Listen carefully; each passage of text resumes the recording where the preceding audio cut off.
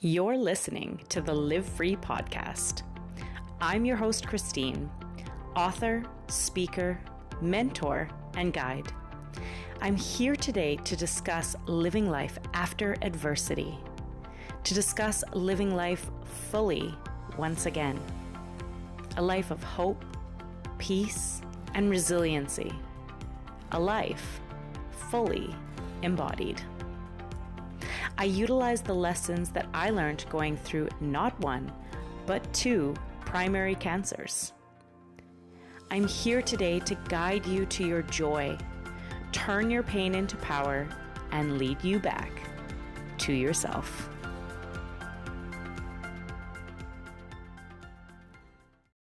Hello and welcome to another episode of the Live Free podcast. Today, it is just me talking with you, and I want to talk about Christmas. So, we're in our holidays or we're just beginning our holidays, and there is a lot going on. It is exciting. There is family and friends and things to do. But for a lot of us, there's also a lot of pain. There's a lot of fear around maybe a disease or a struggle or something that we are going through at this point in time. Maybe there is fear of recurring cancer or sickness. Maybe there is fear of whether or not we'll get through the next little bit financially or with our partners, our family, whatever it is that you're going through with heightened emotions of the holiday season comes heightened emotions across the board. So you are going to find that your emotions are high in the positive sense, but also in the sense that isn't currently serving you. Everything kind of comes up at once, and that's okay. It's part of the holiday season. And so I want to give you a few kind of tips and tricks, my favorite things that I go through when I'm feeling low, when I feel like going through a difficult time and I'm wanting to still like be in the spirit, be in the holiday season, those sorts of things, then this is going to help you kind of gain some perspective and get through this holiday season. And, even as I say that, I realize get through's not the word. We don't want to get through holiday seasons because we want to enjoy them. And yeah, maybe you don't have all the friends that you wish, or the family that you wish, or the finances that you wish. Maybe you've fallen on hard times. But what it really comes down to is, we only have one short period of time in life. And if we're always focused on how bad it is and how awful it is for us, those times they slip by. And I know very well what it's like to have a sudden diagnosis tell you, "Oh my gosh, I wish I would have hoped more. I wish I would have been happy more. I wish I would have focused on those times more." So, it may not be perfect, and that's okay. No one's perfect. But how can we bring joy into our, into our experiences, into our Christmas, even though things are really difficult for you right now? So let's break some of those down. The first is what we're talking about, which is to focus on the small joys. Embrace those simple pleasures, sitting by the lights, walking in the snow, the sparkle that you see on the snow in the morning. Maybe it's a favorite drink or a friend that you spend time with. But finding those small little joys and becoming really present in those small little joys. So, in this moment, as you're listening to this, things are okay. At this very moment, you are breathing. You are able to listen and hear. Maybe you have had lunch or, you're able to afford lunch. At this very, very moment, you're okay. Maybe not perfect, but you're okay. And so, how can you create and cultivate presence throughout the holidays when you're okay? It's not perfect, but you're okay.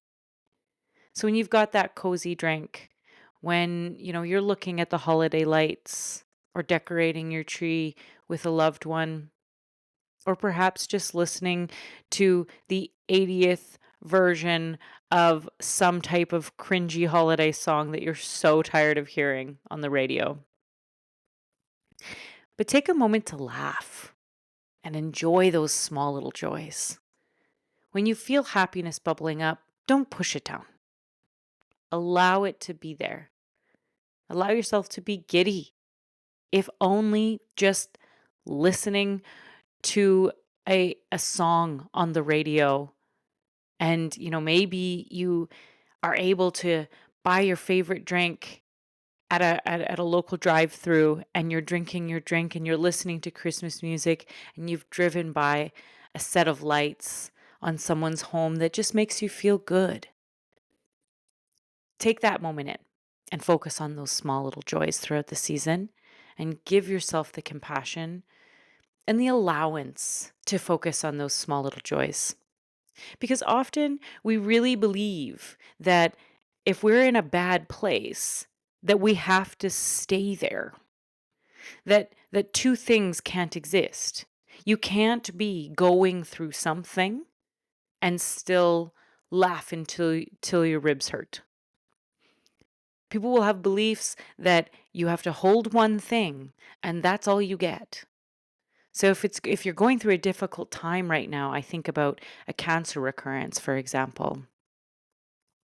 Maybe you're going through a really difficult time. That doesn't mean that you can't laugh. I can remember a really beautiful Christmas a few Christmases ago. Well, I mean, at this point, quite a few Christmases ago, which is fantastic.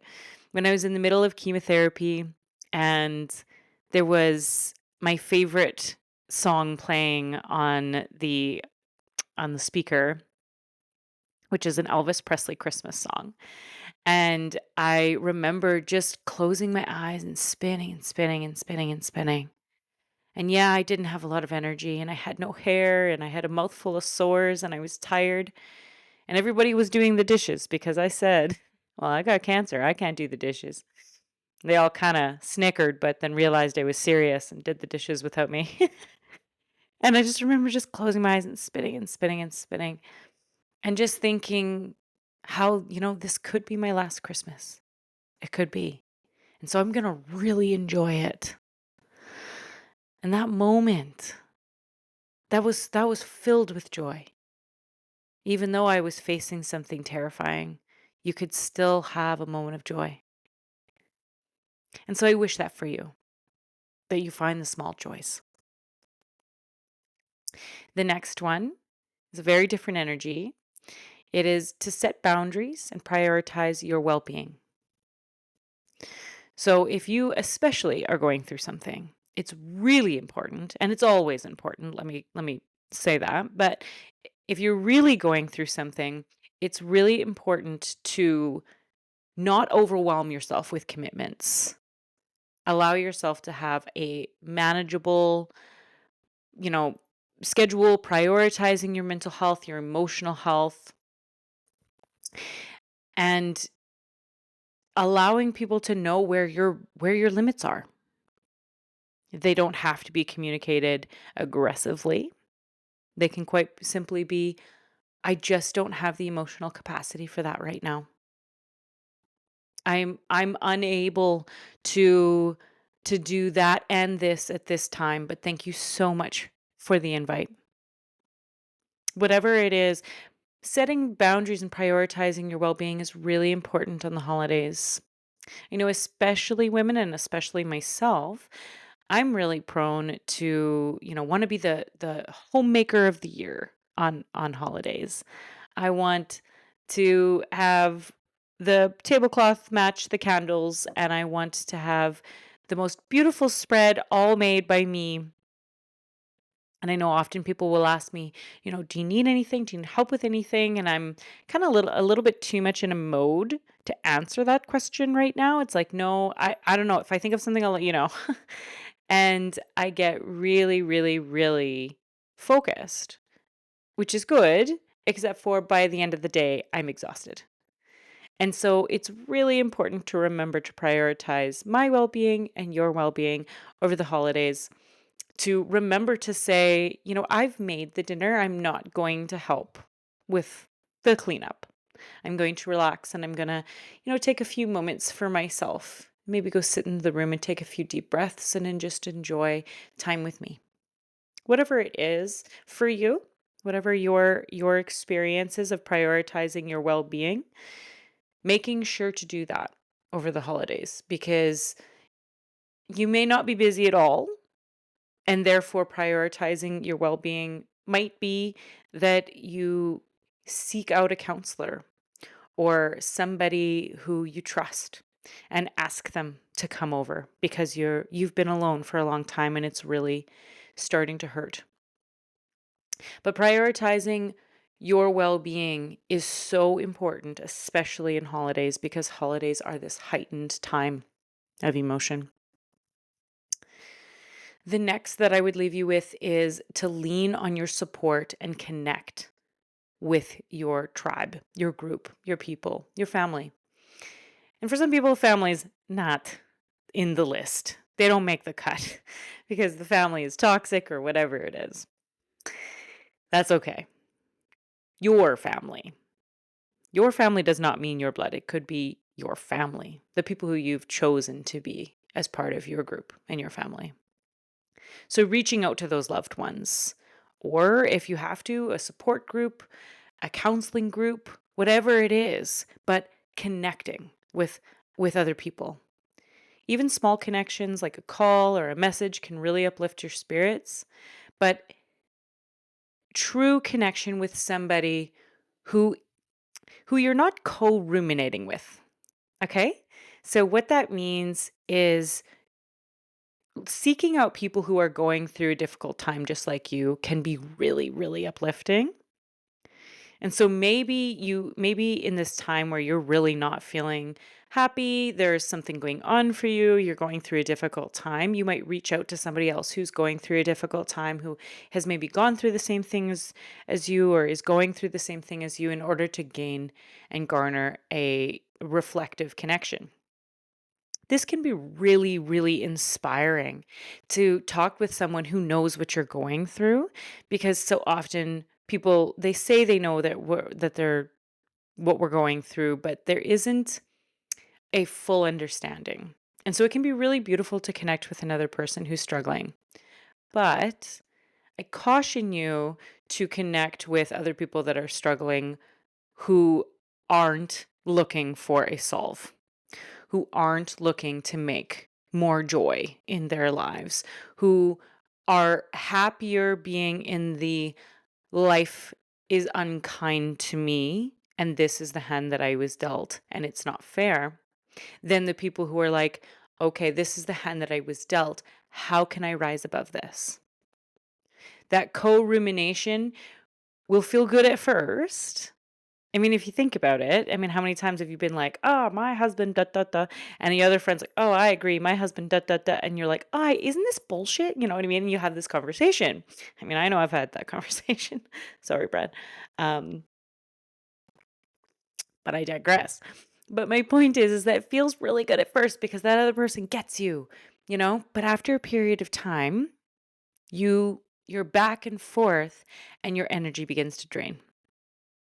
And then it gets worse, and then it gets harder, and then now you're crying together. And maybe that feels a little bit, cathartic and releasing. But if that person continues to not want to move forward, they will drag you down with them.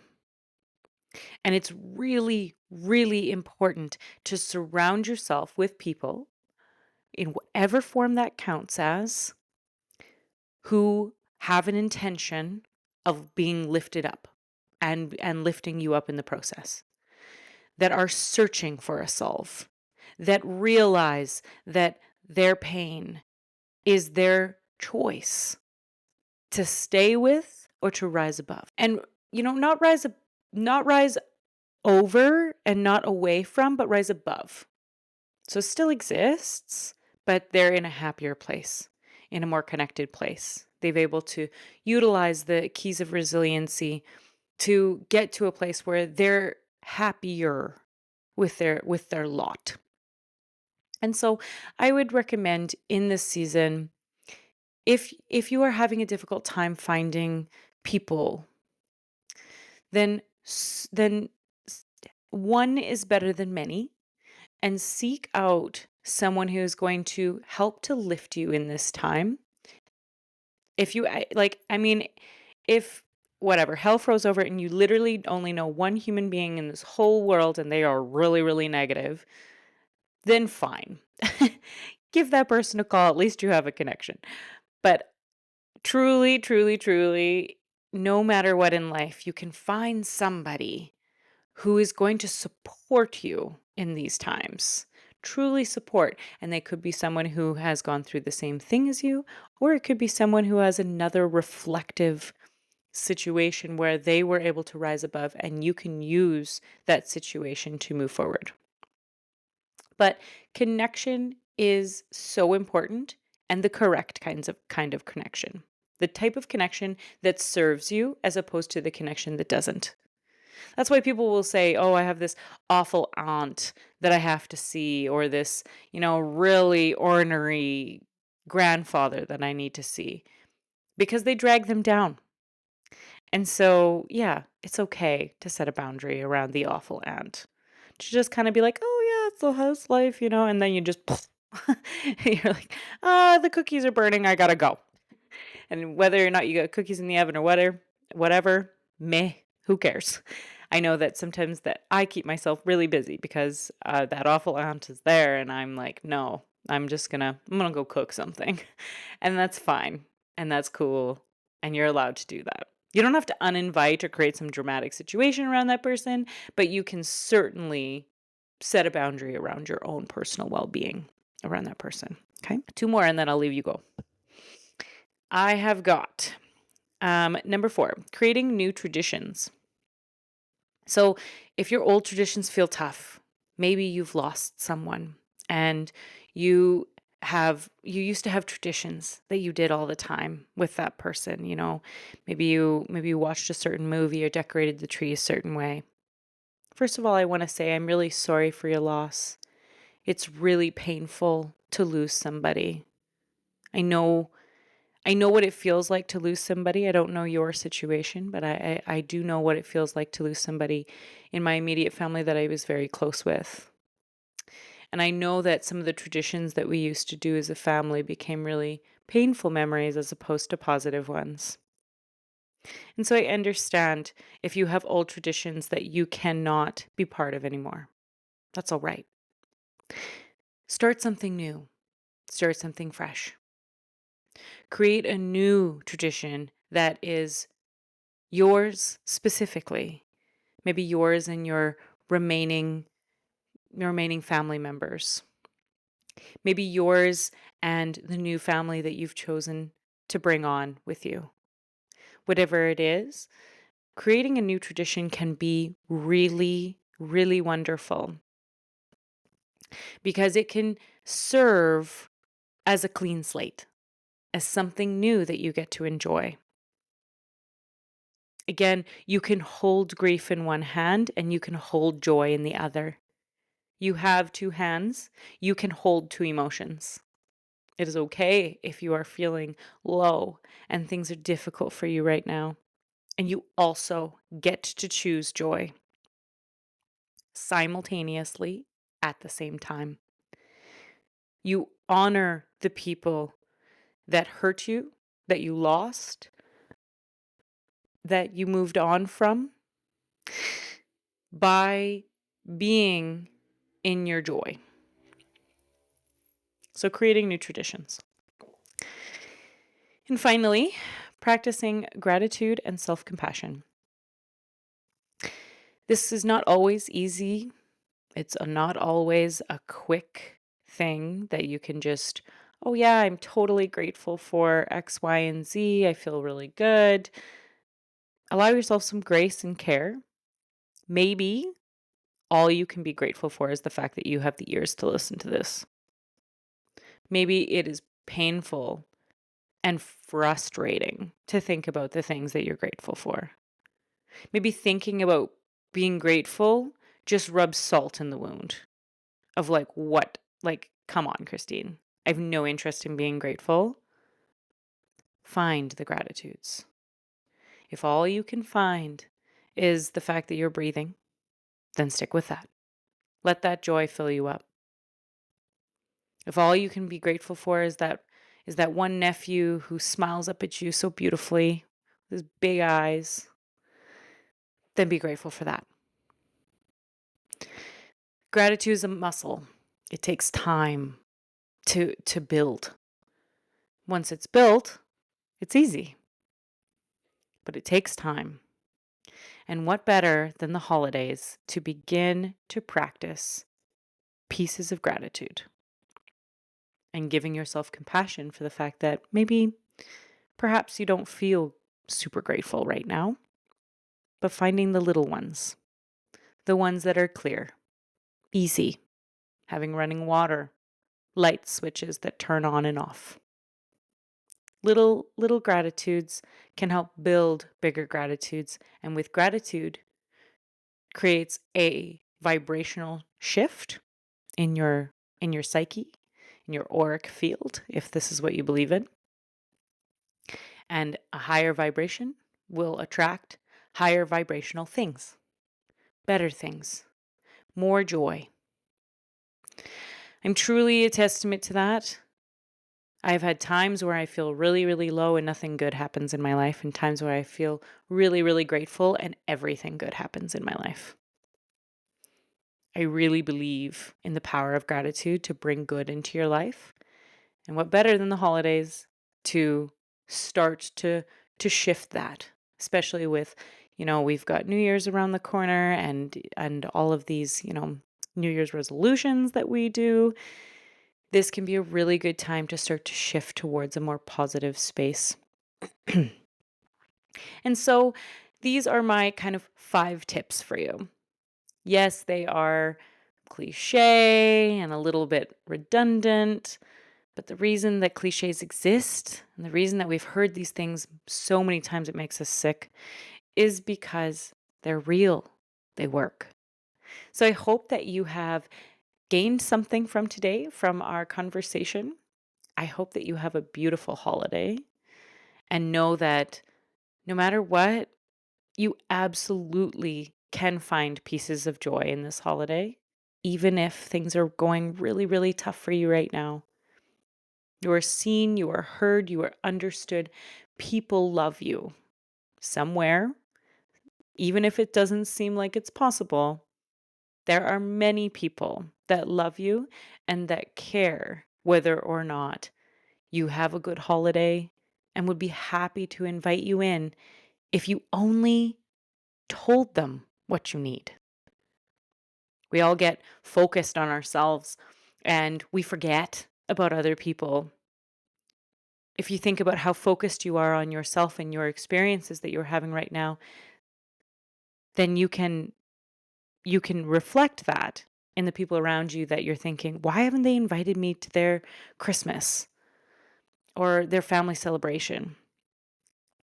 It's because they're focused on themselves the same way you are focused on you and what's going on in your life.